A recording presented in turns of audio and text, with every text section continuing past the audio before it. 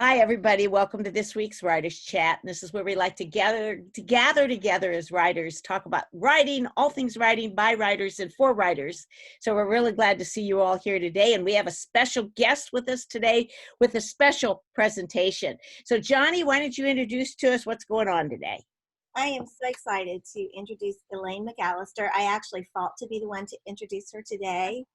Elaine and I got to actually meet in person, and that was such a sweet time. She was happened to be in Tulsa one day, and we got together at an IHOP and just had a wonderful time, and it was a lot of fun.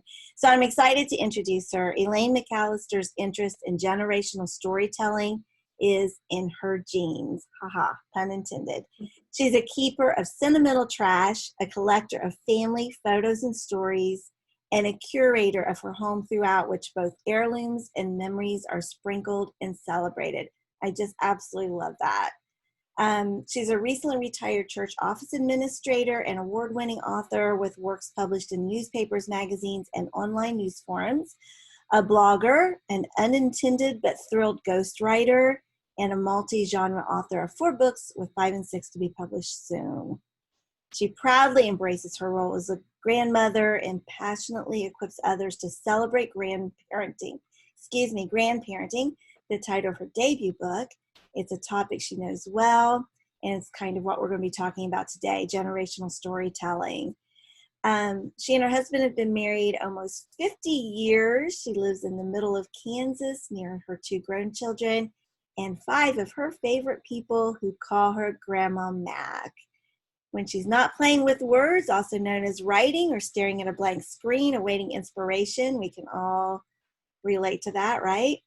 She loves to dig in her flower beds and loves to dig up stories of ancestors. She loves to ride her cycle cross country, following Jim, and loves to ride this incredible wave of publishing, following God. No matter what, adventure always awaits Grandma Mac, who's here today to talk to us about generational storytelling. Welcome, Elaine. Thank you. Thank you. I will just jump right into the PowerPoint, and I appreciate Jean and everybody for trying to help me through the technology challenges that we've had this morning. The title of my talk is The Stone on Your Shoulder. And you may wonder what that has to do with generational storytelling, but it's just my take on it from a unique perspective as a writer and a keeper of sentimental trash and a collector of family stories and a follower of Jesus. So why the title? It's based on Joshua 3 and 4, and you could go ahead and go ahead and click to continue. Goodness, that means I've got to too. Sorry. Technology. Okay, this Joshua 3 and 4, it's when they were crossing the Jordan River, and Joshua 3:5 says, tomorrow the Lord will do amazing things, and he did. Next slide. Joshua was leading the Israelites across the Jordan, and it was at flood stage. How in the world was he going to do that? Well, the Lord said to Joshua to tell the priests who were carrying the ark to stand at the water's edge, and when their toes touched the water, the flow stopped upstream. They crossed on dry land, as did their ancestors fleeing Egypt with Moses. So then the Lord says, one man from each tribe was to carry a stone from the riverbed where they camped then, which was Gilgal, and they were to build a forever monument there, a memorial. Next slide. When Joshua 4, 6, and 7 says, when you're asking you what these stones mean, tell them. So that's the whole premise for this. Next slide. And they were to tell the children so that all the people of the earth will know the hand of the Lord is powerful. So that's why we do storytelling. But God is still faithful now, and God is still doing amazing things now every day. So who are we as parents and grandparents, friends and neighbors? We need to carry a stone on our shoulder as a reminder. So that's your little plug for the title, Carry a Stone on Your Shoulder. Next slide. The scripture tells us what to do, but I'm going to tell you how to do it. Become a storyteller for future generations. And because I'm a word nerd, next slide, Jean, I do it creatively, and so I've tied it all into the alphabet as a framework for random tips. And this is random. I want you to, as you listen to the tips that I'm going to share, latch on to whatever speaks to you, because it won't all speak to you. It would be too overwhelming. Ignore what doesn't, because that's likely going to resonate with someone else who's listening. So here's the hypothetical premise that we're going to start with. Your great Aunt Myrtle just died, and you've inherited a trunk full of stuff, and you have no idea where to begin. So let's unpack it together. Next slide. First, assess your assets. You may have photos, heirlooms, documents, diaries, calendars, letters, even your assets include your elders. So even though you have just inherited this trunk full of things, you also hopefully have elders that you can talk to. So don't forget your elders as an asset, but let's deal with what's in the trunk right now. You know, you've heard that story about how to eat an elephant, just one bite at a time. Sometimes when the task seems overwhelming, you have to look at it as eating an elephant and just do one step at a time. The main thing is to not put Aunt Myrtle's trunk in your attic to collect another generation of dust. Do something with it. And as you sort it out, think of what you want your grandchildren or your great-grandchildren to remember, because you will one day be gone and not have the opportunity. But now is when you figure out what they need to know and make sure they know it. Next slide. Build bridges. I'm not going to repeat these quotes. There's one here and there's two on the next slide. You can go ahead to the next slide. But these are quotes about building bridges and about passing down legacies. And because of time, I'm just going to skim through those. C is for create a chronology. And by this, I want you to think of a personal timeline. I have one of these that has been ongoing for years, and I just add to it as things come up. But create a personal timeline. Go ahead to the next slide, Jean. Add memorable struggles and successes, and add significant historical events too. This next slide, this slide shows you a timeline of the life. Go back one, Jean, thank you. You just put the months across the top and the years down this side, but you have to learn to be brief on this. This is just a structure. Like DOD for date of death, you could put Grandpa Smith, DOD, and put it in the right month. It gives you a structure to go back to. You would be surprised how many times you will use this. You might have date of marriage, DOM, date of birth, 13th birthday. Mine goes clear back to birth, but it's a great tool to put your life on paper and add significant events to it. Then you can know that when 911 happened, your second grandson was 12 years old or whatever. It puts things into perspective. It's a great tool. Okay, next slide. Display your discoveries. Be the curator of your own home. If you're not going to, when you dig things out of Aunt Myrtle's chest, her trunk, frame it or scrapbook it, or stage it, but never stuff it. Let me tell you about this little pin on the left side here. That pin, it's a clock on the other side. The monogrammed gold piece twists. It's a clock.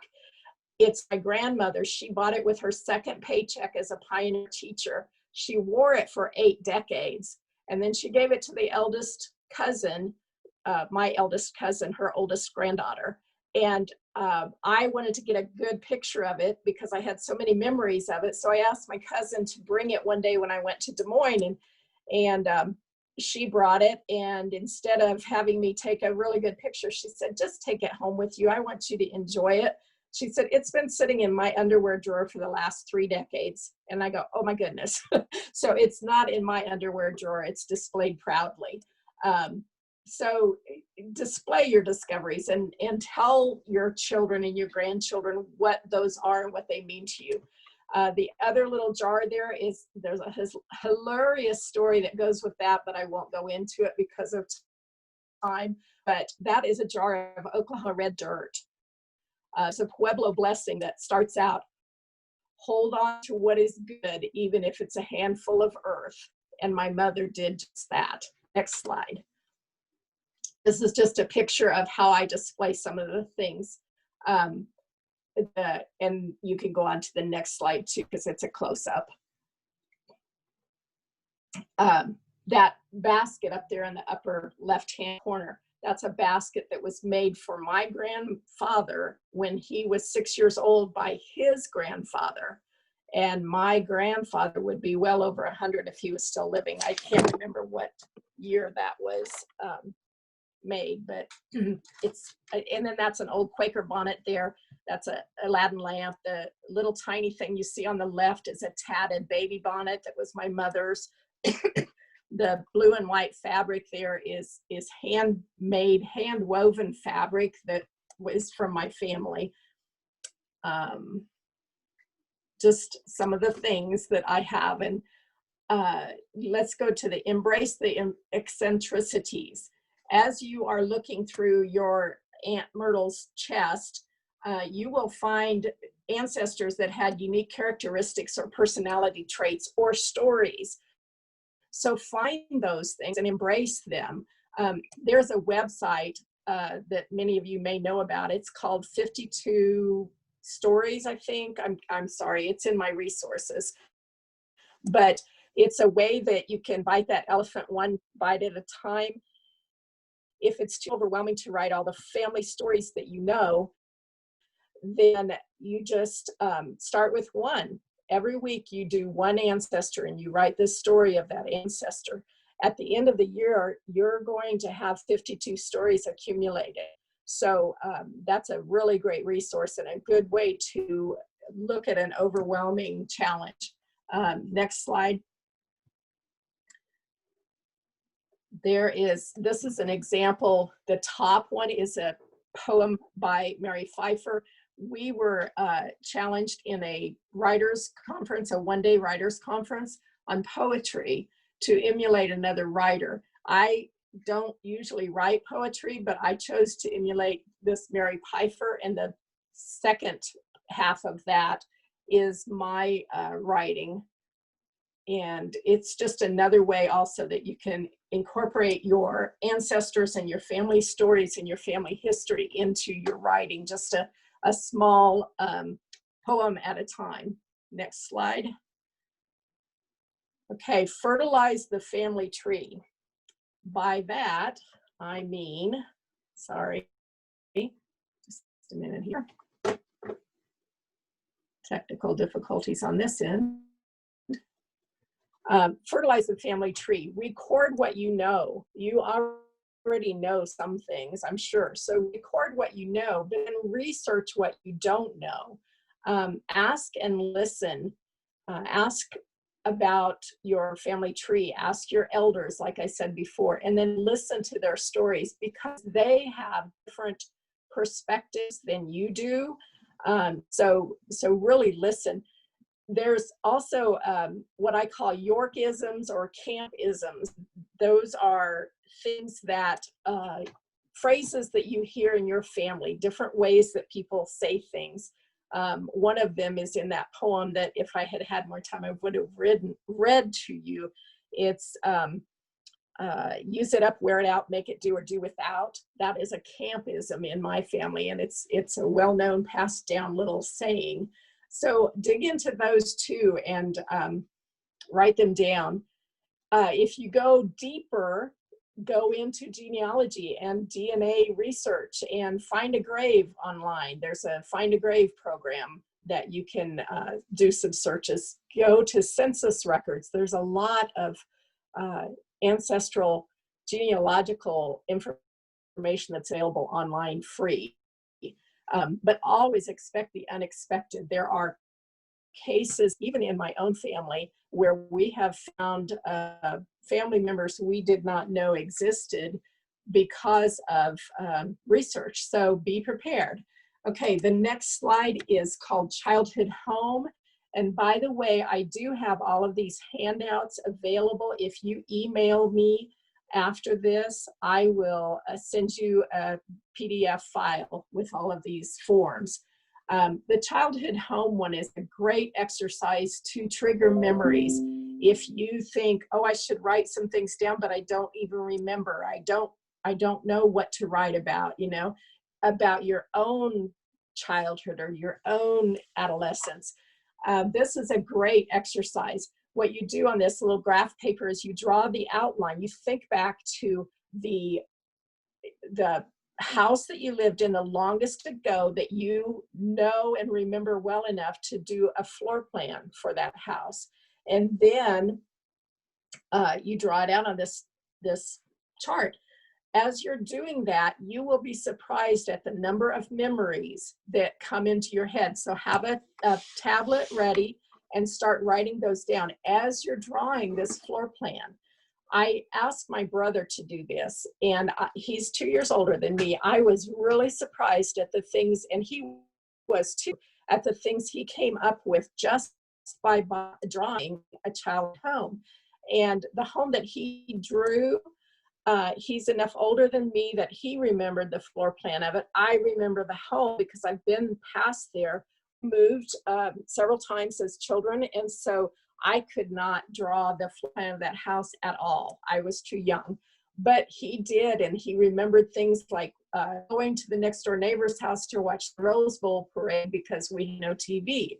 And he remembered sitting on the side of the pit silo and while it was being filled, listening to the news broadcast of an airplane crash on the radio that happened in Des Moines. And then he remembered coffee cans with keys and homemade ice cream on the back porch. Things like that are story starters. Go ahead to the next slide, Jean. As you find a story starter, I'm sure you've used this bubble chart before in your life. If not, the biggest bubble is where you put the story starter. For example, if you wanted to put the main memory was the silo pit, you put that in the biggest one. Then you go out to the next biggest one and you put watching Dad and Grandpa work together. And then the other one, hauling and chopping corn, the sounds, the smells of fresh silage. Those things, you break down the story and put it in there, and it helps you then to actually write the story later. Get your thoughts and your memories down on a bubble chart, and you can fall through later. Next slide. G is for guard the generations. This happens to be a 5-generation picture. I'm in there too, but I'm in my mother's tummy. She's the tallest one standing. That's my brother standing in the middle.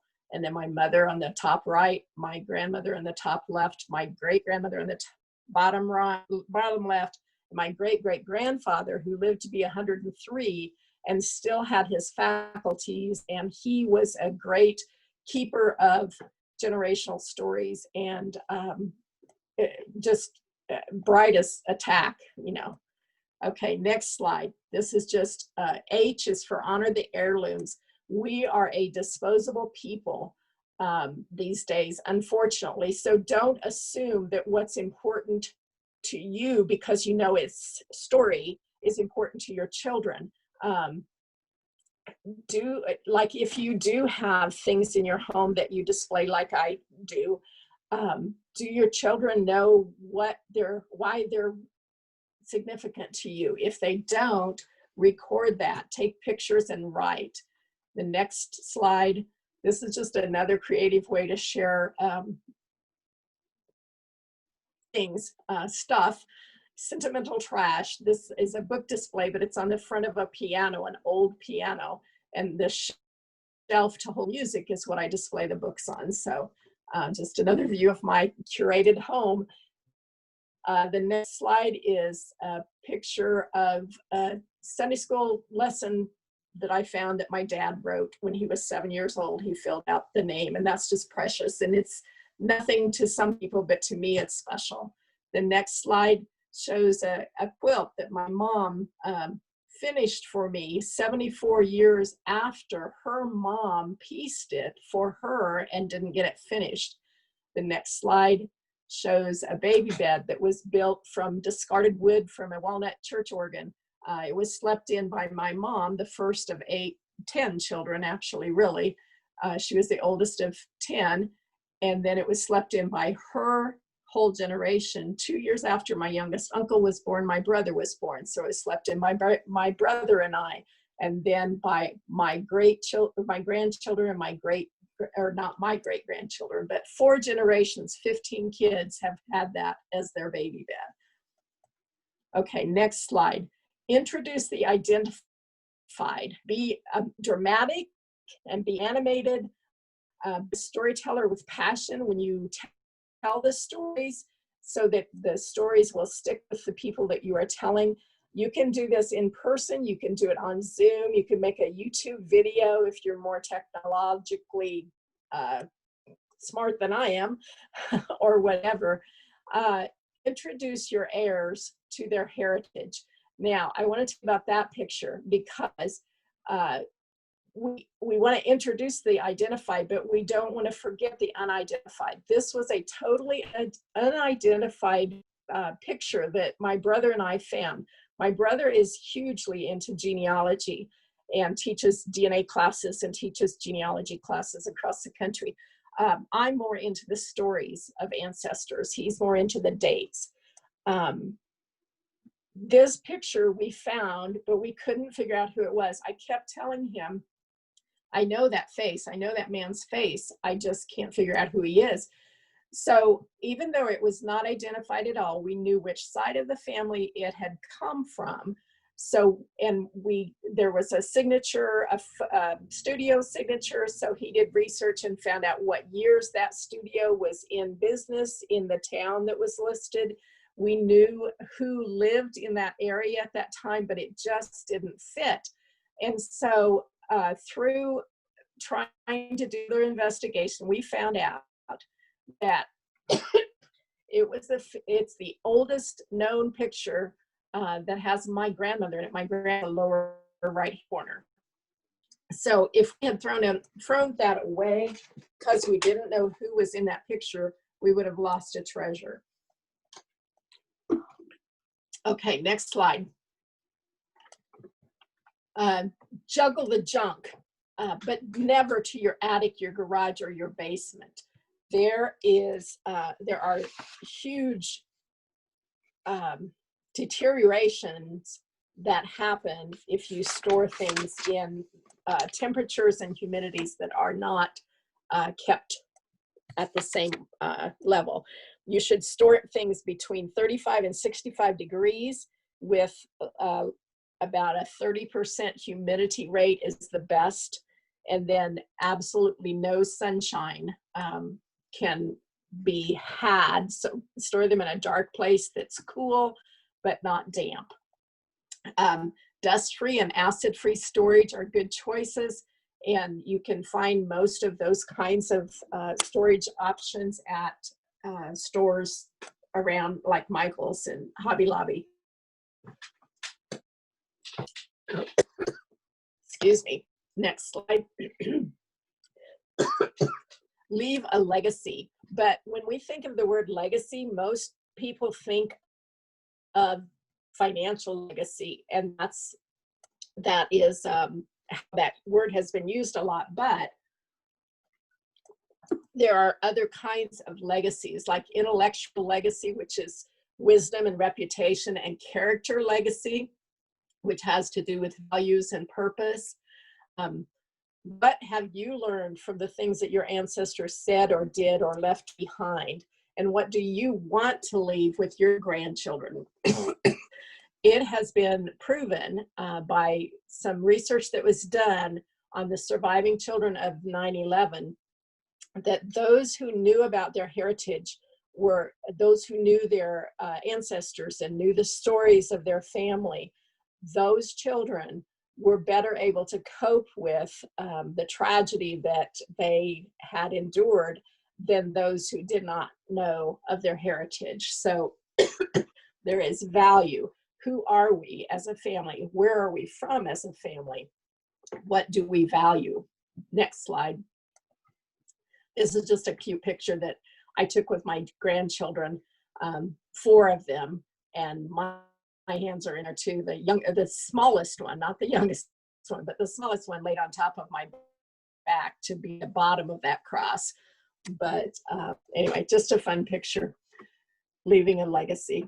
Mentor the minors is the next slide. Invest time to shape the next generation. You do that every day, whether you know or not.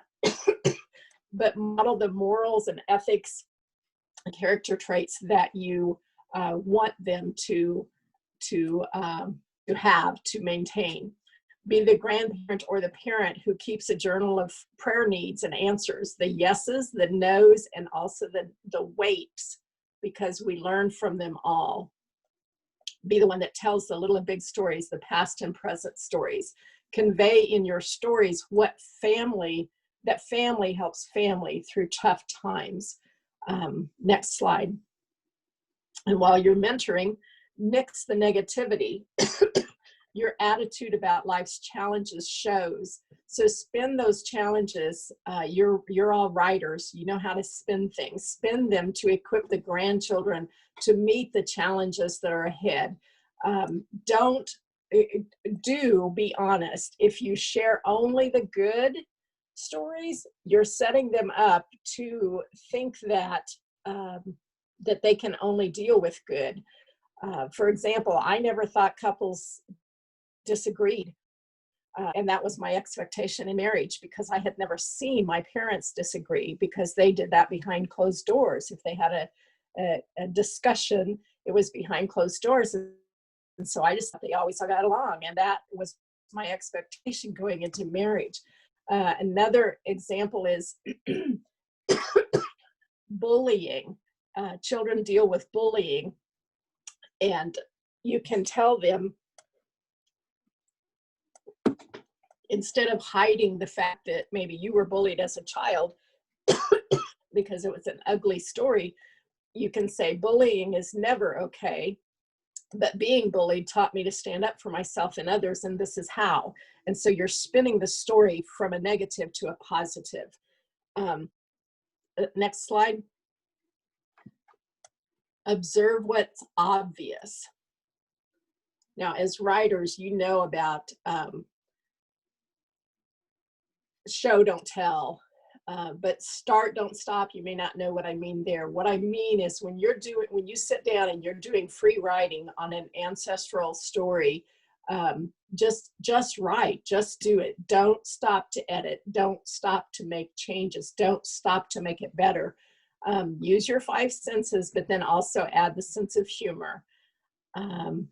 Write to an audience of 1. Pick your oldest grandchild or your oldest child and write your stories about ancestors as if you're talking directly to them.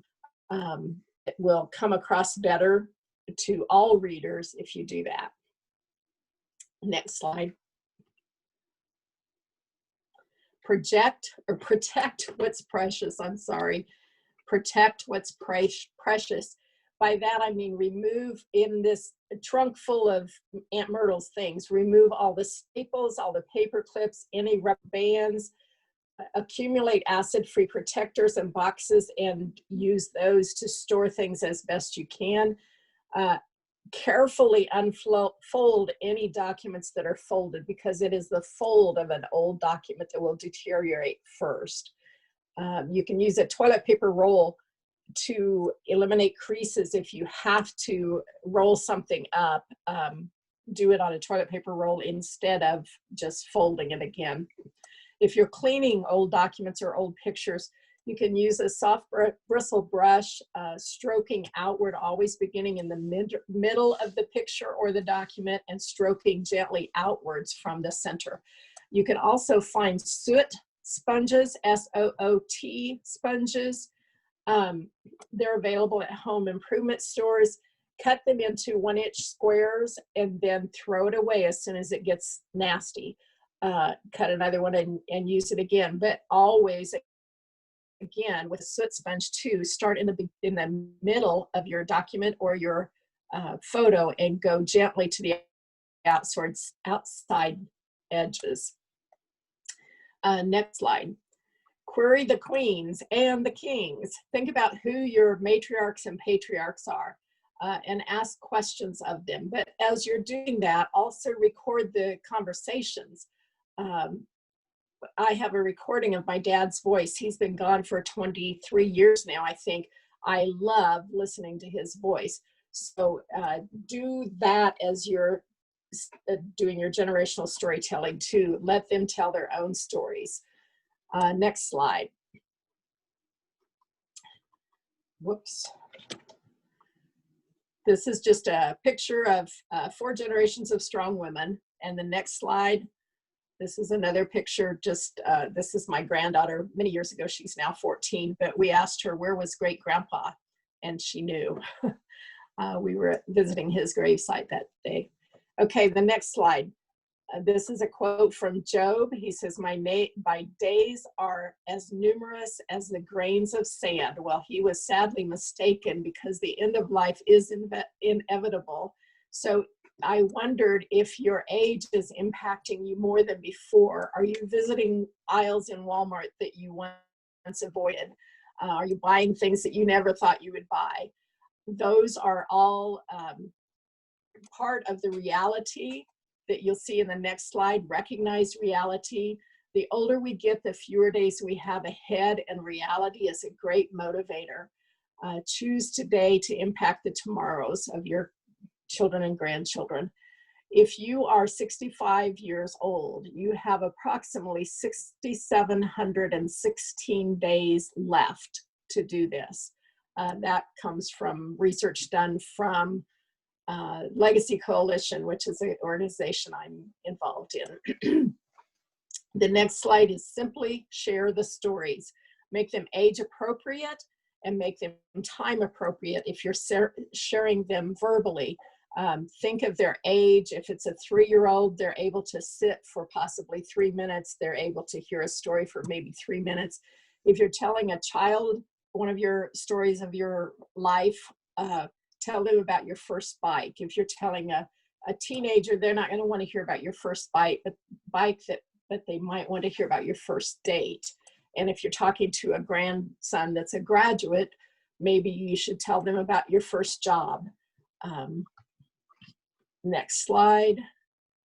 This is a journal that I found that my grandmother, the one with the pen, wrote in 1913 in pencil, and it's still pretty well preserved. This was her trip from Kansas as a 25-year-old single Quaker pioneer school teacher, and she went to California. And right in front of my hand there, that was January 1st of 1914. She was there early in Pasadena to see the parade from Central Park. That floored me. This is just one example of some of the treasures you might find in Aunt Myrtle's chest. Okay, T is for transcribe your treasures. Share them online. I transcribed that journal that my grandmother had written, and I shared it with a cousin somehow that my brother had found who lives in California, and she was thrilled because she's like a second or third cousin, but she found references in our grandmother's journal that referred to her grandparents and great-grandparents that were cousins of my grandmother.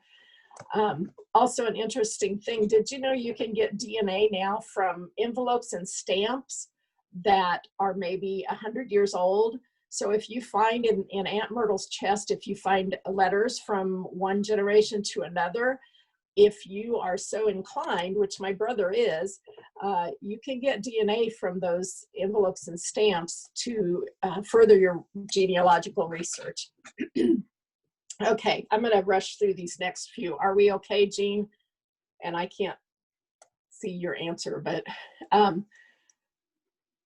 U is for uncover what unites us. Discover and expand on the themes of your family, the hellos and the goodbyes, the trauma and drama, shared faith or hobbies or athleticism or talents or occupations. You probably have some similarities in your family.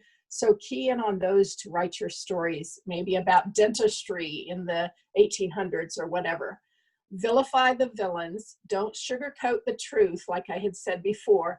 of your scoundrels and your skeletons. Everybody has them. Be honest, but be age appropriate in doing so. I want to tell you real quickly about my youngest granddaughter and grandson were recently became children of divorce. And that was traumatic for them. But I showed my granddaughter one time, she's old enough, and I said, hey, did you know that your great grandma and your great grandpa in Arkansas were once married? Her great grandma is here locally and she knows her well. And she knew both of her great grandparents, but she didn't make that connection. And I said, yeah, they were married one time and they had 2 kids, and one of their kids was your grandpa. She was mind blown. Then I showed her a picture of my husband's family of origin when he was just a little guy and his sister was a little girl. Showed them that picture. She knows, my granddaughter knows her great aunt, and she knows her papa, and she knows both of those great grandparents. She never had any idea that at one time they were one family unit. And to see that picture and to realize, they all survived and they're all good people and we love them, that gave her some hope for her current situation. So that's one more reason to share the good, or the bad, not just the good. W is for welcome the warriors. Everybody likes the good guys that are in your family tree.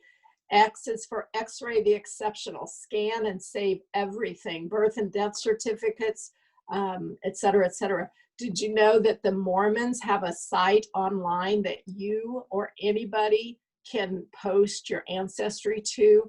They make it open for anybody to use to upload ancestral genealogical information. So keep that in mind. Y is for yesterday's younger you. I have several cases in my things that I have stored where I showcase flashback pictures, and that might mean the Crazy Horse Monument up in the Black Hills when it was just beginning versus 40 years later, another vacation, and it's, progress has been made. There's another case of a Ratcliffe home that I wish I could tell you about. I have a picture from 1996 when we visited it, but I found a picture in Aunt Myrtle's chest from 1910, and I discovered it's the same house. It was awesome to find that. And Z is for zestfully. Just do it zestfully. And that is the end of my very abrupt PowerPoint presentation. I'm sorry I had to rush through it so quickly because of the technology problems up front, but thanks for joining me. I'm wowed by I'm exhausted. And some of the things people talked about in the chat, I mean, the photos, and Melissa had a story. Jill, I think she's gone now, had a story. And yeah, just a fabulous, fabulous presentation. I just want to get home and start digging through stuff. I love the legacy part and the intergenerational, the sharing, and the idea, like you said, about the 9/11 kids. The roots, they may kind of roll their eyes and look like they don't like it, but if you share some of those family stories, the isms, I love the isms. I love it. Isms, yeah. That just happened recently in our family. So I just love it. And it does, there's a connectedness there, let alone the mining for story ideas. Right. Even the villains. That story of my granddaughter, that was priceless. I wish I could share more about that, but that made an impact on her. That is just wild. Can you and it was unexpected in the chat too if people would want some of those forms? Some of those forms were very, very good. If they want the forms, I have, there's probably 10 or 11 of them in a packet. I will send them a PDF packet if they email me at BFF-Gramma. Does somebody want to put that in the chat? BFF-Gramma, and Gramma is spelled GRAMMA @gmail.com. That is, Elaine, that's just fascinating. Inspirational. Makes you want to go look. BFFGrandma @gmail.com, and you can get that. and stuff. Do we have any kind of key questions or anything, Johnny or Melissa, in the chat that kind of came up, or just people reminiscing during it? Mostly reminiscing. I am scrolling back to see if we can find some questions. I don't recall any either, but there, I mean, Isabel was talking about going back to 1500s with her family history, which is just like, we weren't even a country. 1500s, my brother has our genealogy traced back. I don't know. He's got thousands of people, and he's got it online to share with anybody. He manages my DNA, and he's gotten DNA from other people too. So he is so into the genealogy and the facts and the dates and the, you know, that kind of thing. And I'm more into the stories. Who were these people? What did they teach us? You know? Right. So Jeannie wanted to know if you have a book of this, to how to do this or anything. I do not, but maybe that should be my next one. Who knows? Oh. It's definitely been a very much requested presentation, and I so apologize because I felt like I was just fast tracking it through there. I had a lot more I could have shared. I think you should present this at writers conferences, because it'd be a very unique way to find ideas, and plus it does so much more, you know what I mean? Yeah. It's been I've enjoyed sharing it, and it's been requested many times. Make it a book. Right. Okay, You got a book there. work on that. Self-publish that one. You could do that pretty easy. I think people would buy That's them right. and stuff like that. While we're still in the recording, next week, creativity or something, Melissa, why don't you tell us about next week? Lori Scott will be joining us to talk about the School of Creative Thought. Ooh. I love it. I love that too. It's got us all curious, and what a neat follow-up to this week's. You know, so that you know, when we plan this, guys, we don't always know they're going to link together, but I think this would link together really well. Elaine, thank you. Johnny, Melissa, do you want to say anything while we wrap up the recording? Then we can invite everybody back in for our after party. Do you have anything to conclude, or? I'm good. Yeah, just thank you again for the presentation. Elaine, So even though great. I know you felt rushed, it was very good. Good. And we'll just remind everybody at the Writers Chat members page, she put together the handout on the ABCs of generational storytelling, and then now the PowerPoint will be there too, so you could go back and look at that, you know, on that. So thank you.